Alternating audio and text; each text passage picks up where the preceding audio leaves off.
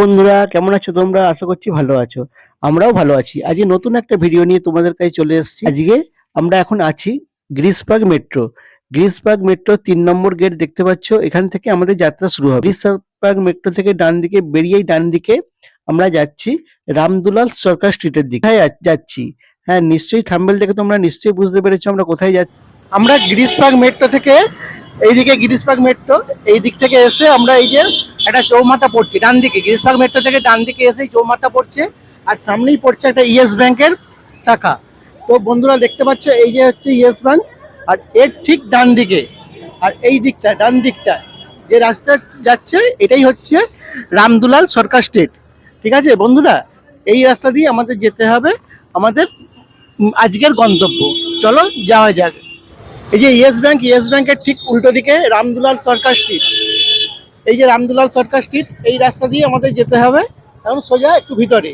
চলো বন্ধুরা একটু যাওয়া যাক ভেতরের দিকে। এখন দুর্গাপুজোর সময়, দুর্গাপুজোর প্যান্ডেল হচ্ছে, দেখো দুপাশে তার প্রস্তুতি চলছে। এই রাস্তা দিয়ে আমাদের একটু যেতে হবে। আমরা কোথায় এলাম? আমরা এলাম কলকাতা, খুবই আমাদের খুবই কাছে কলকাতায় এক টুকরো মথুরা বৃন্দাবন বলতে পারো। যারা মথুরা বৃন্দাবন গেছো তারা এই মন্দিরটিকে দেখলে তোমরা বুঝতে পারবে। এইটি হচ্ছে এখানে পরিচিত হচ্ছে শ্রী শ্রী কালাচাঁদ জিও মন্দির। এ স্থাপিত হয়েছিল 1929 সালে। মানে কত বছর পুরাতন এই মন্দির তোমরা দেখো, শ্রী কালাচাঁদ মন্দির। ঠিক আছে, এখানে কি কি হয়, অনুষ্ঠানের কাজ করা হয়। দেখো এখানে প্রথমেই আছে অন্নপ্রাশন, উপনয়ন আর শ্রাদ্ধের অনুষ্ঠান করানো হয়। আর কত সুন্দর কারুকার্য করে, সুন্দর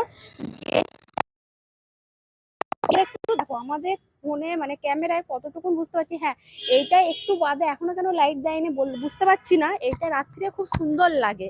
ঠিক আছে, এখানে এত সুন্দর মন্দিরটা লাগা। তোমাদেরকে একটা দুর্ভাগ্য, আমাদের সামনে এই যে দুর্গাপুজোর এখানে প্যান্ডেলটা হচ্ছে, তার জন্য পুরো মন্দিরটা তোমাদেরকে একদম রাস্তা থেকে আমি দেখাতে পাচ্ছি না। তা ভেতরে যাই। তো বন্ধুরা, এই যে দুর্গাপূজার প্যান্ডেলটা দেখছো, এটার জন্য আমরা পুরো মন্দিরটা দেখাতে পারিনি। আমরা এটা তুলেছিলাম দুর্গাপূজার আগে, এটা দেওয়া হয়নি কারণ বুঝতেই পারছো দুর্গাপূজা, লক্ষ্মী পূজা, কালী পূজা, জগদ্ধাত্রী পূজা সমস্ত কিছু কভার করে তারপরে আমরা এটা দিচ্ছি, সেই জন্য আমরা দুঃখিত।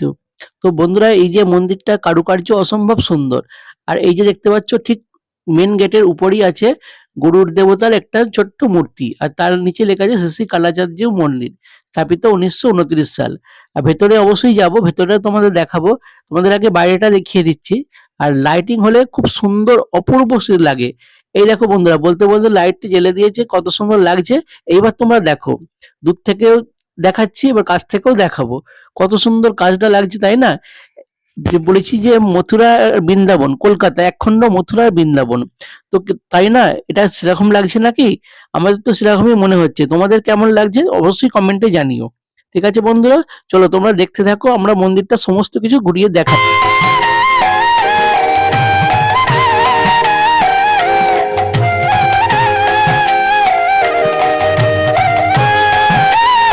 তোমাদেরকে সামনে থেকে এবার দেখাচ্ছি। দেখো বন্ধুরা, এই যে ওপরে কতটা বুঝতে পারছো জানি না, এই যে সাজানো আছে এইগুলো হচ্ছে এক একটা বাদক, বিভিন্ন রকম, কেউ ঢোল বাজাচ্ছে, কেউ খুঞ্জনি বাজাচ্ছে, বিভিন্ন রকম ভাবে দেখো সাজা।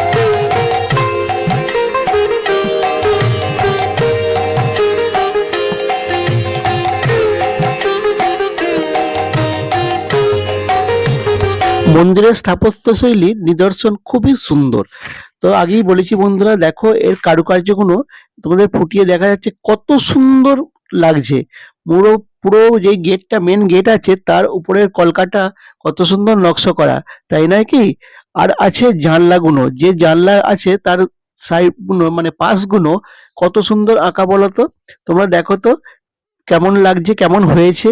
তোমাদের আশা করছি ভালো লাগবে। আমরাও আমাদের দেখে যখন গেছি, আমাদেরও দেখেছি, খুব সুন্দর লেগেছে। পুরো খুঁটিয়ে দেখছিলাম, এত সুন্দর কাজ করা সত্যি ভাবা যায় না, অসম্ভব সুন্দর। তোমরা দেখো কত সুন্দর লাগছে। হরে কৃষ্ণ হরে কৃষ্ণ। বন্ধুরা, মন্দিরের ভেতরে প্রবেশ করেছি, করেই দেখছি একজন ভদ্রমহিলা পুজোর সামগ্রী নিয়ে পুজোর জোগাড় করছেন। তার থেকে জানা গেল যে 1929 সালে বিসি নান এই মন্দিরটি প্রতিষ্ঠা করেছেন। উত্তর কলকাতার সবচেয়ে সুন্দর একটা মন্দিরের মধ্যে এটা একটা অন্যতম। আর একটা এই যে দেখতে পাচ্ছ গৌরনিতাইয়ের মূর্তি, মূর্তি নয়, এটা হচ্ছে আঁকা, হাতে আঁকা একটা ছবি। আর তার সঙ্গে দেখে নাও যে মানে মন্দিরের ভেতরের দেয়ালের বা এই যে রেলিং গুলো আছে কত সুন্দর কারুকার্য করা, তোমরা দেখো।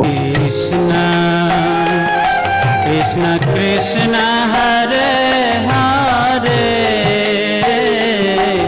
হরে রাম হরে রাম। মন্দিরের ভিতরের কারুকার্যগুলো দেখাতে দেখাতে তোমাদের দেখালাম। এবার দেখাবো যে মন্দিরের মেন যে ঠাকুর সেইটা। এখানে আছে একটা নারায়ণ শিলা, এটাই শ্রী শ্রী কালাচাঁদ জিউ মূর্তি রূপে পূজিত হন। ঠিক আছে বন্ধুরা, এই যে দেখতে পাচ্ছ সিংহাসন, এটা এখন খোলা হয়নি, এখানে 7টার সময় সন্ধ্যা আরতি, তখন এটা খুলবে। তো বন্ধুরা ছোট দুটো হাতি তার সামনেই আছে, আর আছে ছোট্ট সিংহাসনে একটা সুন্দর নারায়ণ শিলা, তোমরা দেখো। হরে রাম রাম রাম হরে হরে। মন্দিরের এই সামনের দেয়ালটা সর্বোপরি আপনাদের মন টানবে, কারণ এখানে কৃষ্ণের সমস্ত কিছু লীলা পরিষ্কার করে বর্ণনা করা আছে, কখনো ছবি আকারে, কখনো মূর্তি আকারে। তো বন্ধুরা, এই দেখতে পাচ্ছ বাল্যকাল থেকে শৈশবকাল পর্যন্ত অনন্য সুন্দর সবকিছু সাজানো আছে। আর দেয়ালের ঠিক উপরেই আছে রাম সীতার মূর্তি, আর আছে কৃষ্ণের অনন্ত শয্যা মানে নারায়ণের অনন্ত শয্যা, আর তার পাশেই আছে রাধাকৃষ্ণের মূর্তি। কৃষ্ণ কৃষ্ণ হরে হরে হরে রাম হরে রাম। ভিডিও শুরুর দিকে আমরা বলেছিলাম এটা একটা একখণ্ড মথুরা বৃন্দাবন। তা আমরা কেন বলেছিলাম এটা? কারণ মথুরাতে শ্রী রাধারানী টেম্পল বা শ্রী লাডলি মহারাজের মন্দির যেমন দেখতে বা যেমন কালার, ঠিক এখানেও সেইভাবে একই রকম দেখতে বা একই রকম কালার। সেই জন্যই এটাকে বলা হচ্ছে বা বলছি একখণ্ড মথুরা বা বৃন্দাবন। তো ভিডিওটা তোমরা কেমন লাগছে অবশ্যই জানিও। যদি কোনো নতুন বন্ধু আসে তাহলে অবশ্যই একটা সাবস্ক্রাইব করে দিও। তো বন্ধুরা, এই ভিডিওটা আমরা এখানেই শেষ করছি। সবার সঙ্গে ভিডিওটা শেয়ার করবে আর কমেন্টে অবশ্যই জানিবে কেমন হলো ভিডিওটা।